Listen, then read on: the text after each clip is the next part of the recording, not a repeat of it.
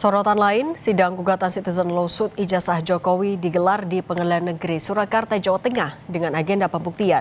Kuasa hukum Jokowi tengah memikirkan opsi pinjam barang bukti apabila di persidangan diminta menunjukkan ijazah asli Jokowi.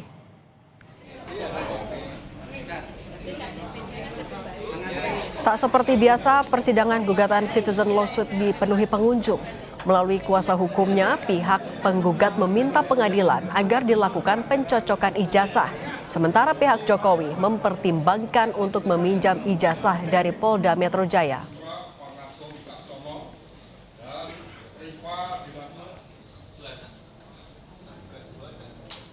Ketika pada proses pemeriksaan kami menghadirkan saksi seperti Adinda Rismonsyah Nipar, Mas Roy Suryo, dan Bu Dr. Tifa, dia tidak hanya datang sekali. Ketika lawan membuktikan ijazah, saya minta mereka boleh lagi hadir. Ini kan tidak pernah terjadi di peradilan kita. Maka saya ingin yang seperti itu. Itulah yang saya inginkan, yang namanya cross examination. Dan itulah yang diajarkan oleh undang-undang baru kita. Yang punya kewenangan apakah Polda Metro berkenan atau tidak untuk memberikan kesempatan kepada kami selaku kuasa hukum Pak Jokowi untuk bon pinjam terhadap alat bukti yang saat ini dijadikan barang bukti oleh penyidik pejabat Polri. Merasa perlu ada uji lab for pembanding, Roy Suryo CS mengajukan permohonan uji laboratorium forensik independen terhadap ijazah Presiden ke-7 Republik Indonesia, Joko Widodo, kepada penyidik Polda Metro Jaya. Sementara kubu Jokowi yakin hasilnya akan tetap sama dengan lab for Mabes Polri. Karena begini, jadi yang pertama adalah BRIN, Badan Riset dan Inovasi Nasional. Yang kedua, Laboratorium Forensik Universitas Indonesia. Mau diuji ulang oleh BRIN apa? Kita yakin tidak. Siapapun juga kita sebagai independen. Kubu tersangka klaster kedua, kasus fitnah ijazah palsu Jokowi yakni Roy Suryo, Rismon, dan Dr. Tifa kembali memaparkan kecurigaan mereka atas ijazah Jokowi yang diperlihatkan dalam gelar perkara khusus di Polda Metro Jaya.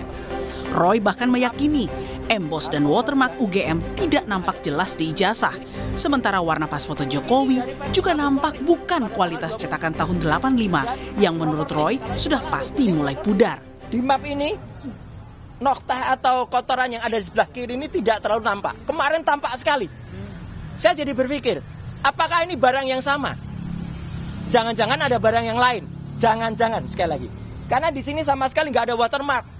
Sama sekali nggak ada emboss. Fotonya sangat jelas, sangat tajam.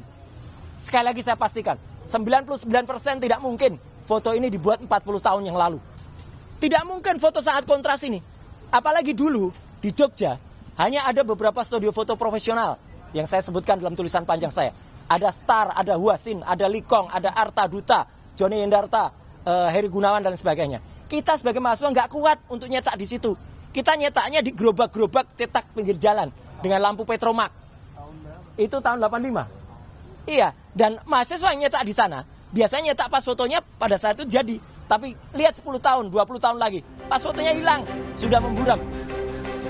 Namun pemaparan Roy yang diklaim sebagai sebuah penelitian dinilai kuasa hukum Jokowi sebagai dalih untuk menghindari jerat pidana fitnah.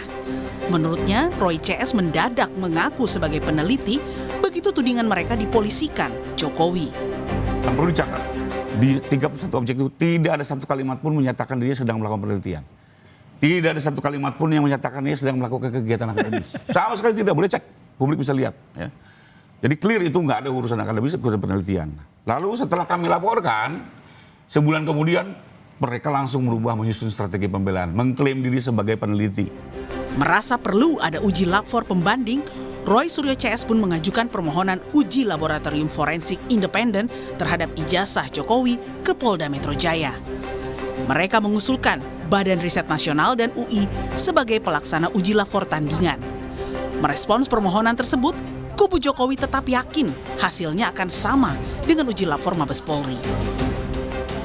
Dalam konteks datang untuk meminta agar diadakan tes laboratorium forensik yang bersifat independen, yang hasilnya itu bisa kredibel, akuntabel, transparan, dan ini bisa dipertanggungjawabkan oleh para pihak, dan tidak ada lagi pihak-pihak yang mengklaim itu tidak mewakili aspirasi begitu. Jadi yang pertama adalah BRIN, Badan Riset dan Inovasi Nasional. Yang kedua, Laboratorium Forensik Universitas Indonesia. Dua pilihan ini bisa diambil oleh penyidik siapa yang akan ditetapkan sebagai institusi untuk melakukan uji lab yang sifatnya independen.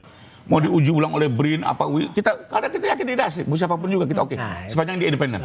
Sepanjang independen ya. Saya nyambung aja lab. Artinya apa? Soal identik tidak identik. Apakah bisa membuktikan palsu tidak palsu? Tidak juga. Ya, itulah makanya. Ini kan suatu pengetahuan dasar dan beliau sepakat. Waktu keluar lapor dari Babes dia bilang itu bukan palsu tidak palsu, itu identik tidak identik. Nah, jadi kembali lagi diuji pun oleh lab lain belum tahu palsu tidak palsu. Karena dia menjawab identik tidak identik. Maka akhirnya apa? Biar di pengadilan semuanya selesai. Sementara itu, psikolog forensik Reza Indragiri menilai dalam persidangan nanti, hakim harus disuguhkan 2 hasil uji penelitian dari para pihak agar hakim bisa memutuskan perkara ijazah Jokowi secara komprehensif dari berbagai sudut pandang.